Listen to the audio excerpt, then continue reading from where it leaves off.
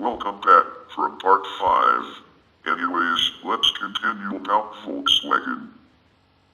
Volkswagen do Brazil produced and sold pure ethanol-powered E100 only vehicles in Brazil, and production was discontinued only after they were supplanted by more modern flex fuel technology.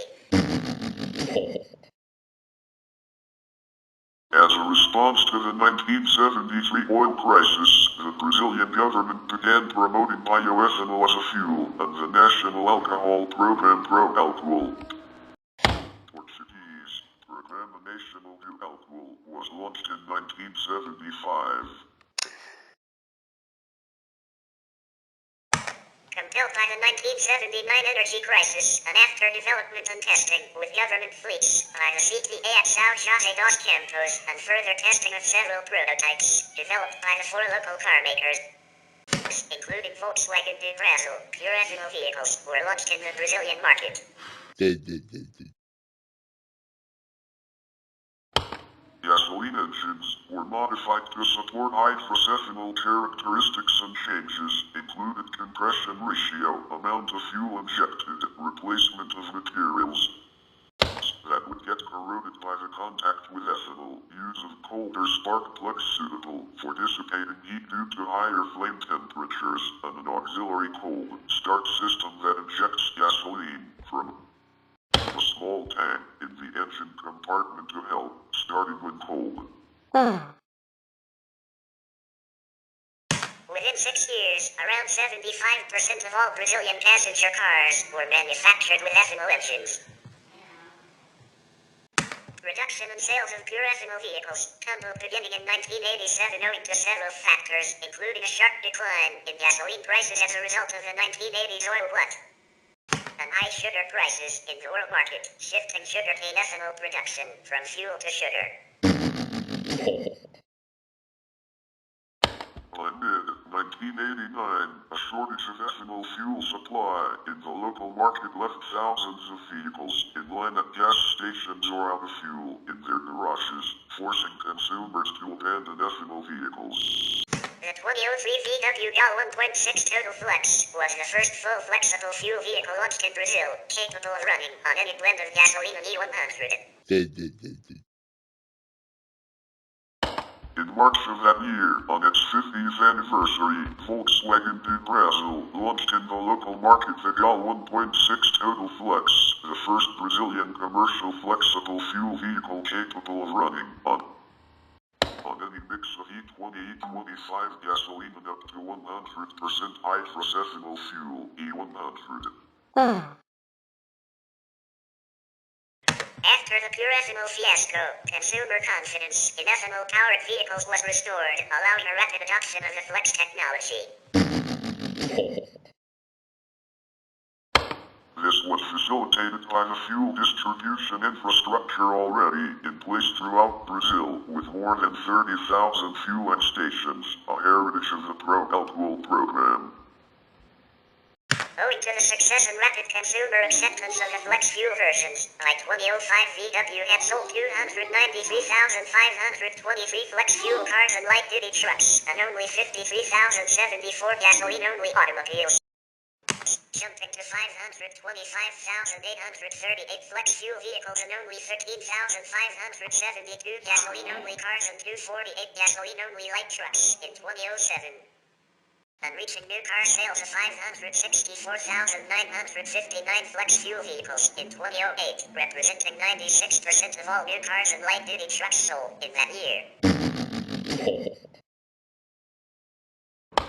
VW do Brazil stopped manufacturing gasoline-only vehicles models for the local market in 2006, and all of the remaining gasoline-only Volkswagen models sold in Brazil are imported. The flex fuel models currently produced for the local market are the Gol, Fox, Cross Fox, Ferrari, Polo Hatch, Polo Sedan, Zafiro, Golf, and Combi. By March 2009, Volkswagen do Brazil had attained the milestone mark of 2 million flex fuel vehicles produced since 2003. Volkswagen and Sanyo have teamed up to develop a battery system for hybrid cars. Volkswagen head Martin Winterkern has confirmed the company plans to build compact hybrid electric vehicles. He has stated that there will definitely be compact hybrid models, such as Polo and Golf, and without any great delay, with gasoline and diesel power. For example, Golf is the ideal model to go hybrid as the Golf 1.4 TSI was recently awarded the Auto Environment Certificate by the Oko Trend Institute for Environmental Research and was considered as one of the most environmentally friendly vehicles of 2007. Also underway at Volkswagen's Braunschweig R&D facilities in northern Germany is a hybrid version of the next generation Touareg. VW intends all future models to have a hybrid option. Future VW models will fundamentally also be constructed with hybrid concepts, VW head of development Ulrich Hackenberg told Automobile Watch in an interview.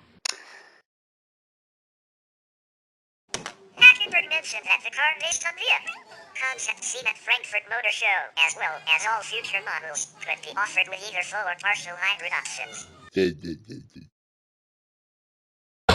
rear engine will go into production in 2011. Nothing has been said about plug-in hybrid options. Volkswagen announced at the 2010 Geneva Motor Show the launch of the 2012 Touareg Hybrid scheduled for 2011. VW also announced plans to introduce diesel-electric hybrid versions of its most popular models in 2012, beginning with a new Jetta, followed by the Golf Hybrid in 2013 together with hybrid versions of the Passat. In 2012, the Volkswagen Jetta Hybrid set the world record to become the fastest hybrid car at 187 miles per hour. In November 2009, Volkswagen announced it has hired Carl Thomas Newman as its Group Chief Officer for Electric Traction. VW's Chief of Research, Jurgen Leopold, said in 2010 the company has concluded hydrogen fuel cell cars are not a viable option. As of May 2016, the Volkswagen Group offers, for retail customers, 9 plug-in electric cars, of which 3 are all-electric cars, the Volkswagen e-Golf and Audi R8 e-tron, and 6 are plug-in hybrids, the Volkswagen Golf GTE, Passat GTE, Audi A3 Sportback e-tron, Q7 e-tron Quattro, Porsche Panamera SE Hybrid and Cayenne SE Hybrid. Also 2 limited production plug-in hybrids were manufactured beginning in 2015, the Volkswagen XL1, 250 units, and the Porsche 918 Spyder, 918 units. Total cumulative sales of all Volkswagen brand electrified cars since the start of their respective production is expected to reach about 103,000 by the end of 2016. In order to comply with increasingly strict carbon dioxide emission limits in major markets, the VW Group expects to sell about 1 million all-electric and plug-in hybrid vehicles a year worldwide by 2025. The group plans to expand its plug-in range with 20 new pure electric and plug-in hybrid cars, including 2 cars to compete with Tesla Motors, the Porsche Nissan all-electric car and the Audi e-tron Quattro, which is expected to become the brand's first mass-production electric vehicle. According to Thomas Eldridge, VW brand production chief, the car maker has the capacity to build as many as 75,000 battery electric and plug-in hybrids a year if demand rises. Volkswagen announced in October 2015 that it will develop a modular architecture for battery electric cars, called the MEB. The standardized system will be designed for all body structures and vehicle types and will allow the company to build emotionally PUAs with a range of up to 310 miles, 500 kilometers. In June 2016, VW launched a program to develop 30 all-electric cars in 10 years and sell 2 to 3 million electric cars per year by 2025. Due to lower manpower requirements for electric motors and for piston engines, VW expects a gradual workforce reduction as numbers of electric cars increase. VW considers battery factory ownership as too expensive. In 1974, Volkswagen paid a $120,000 fine to settle a complaint filed by the Environmental Protection Agency over the use of so-called defeat devices that disable certain pollution control systems. The complaint said the use of the devices violated the U.S. Clean Air Act. In 1996, Volkswagen first implemented its 7 environmental goals in technical development with themes involving climate protection, resource conservation, and healthcare through objectives such as reducing greenhouse emissions and fuel consumption, enabling alternative fuels, and avoiding hazardous materials.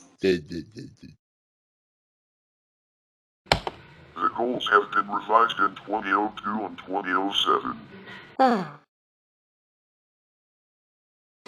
Volkswagen was the first car manufacturer to apply ISO 14000 during its drafting stage and was recertified under the standards in September 2005.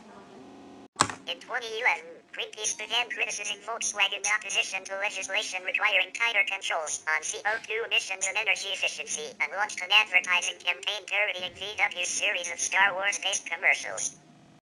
In 2015, the Volkswagen XL1 became the most fuel-efficient production car in the world with a claimed combined fuel consumption of 261 mpg, 0.90 liters/100 kilometers. Driving style has huge impact on this result. Normal driving produces mileage in the 120 mpg range, 1.96 liters/100 kilometers. Model year 2017 VW vehicles sold in the U.S. averaged 26.5 mpg US, about 6% better than the average for all manufacturers. For comparison among major automakers, Honda lead at 29.4 mpg US, while FCA, the owner of Jeep, Ram, Chrysler, Fiat, and Dodge brands, ranked at 21.2 mpg US. We will continue about Volkswagen in part 6, which is final part. So stay tuned.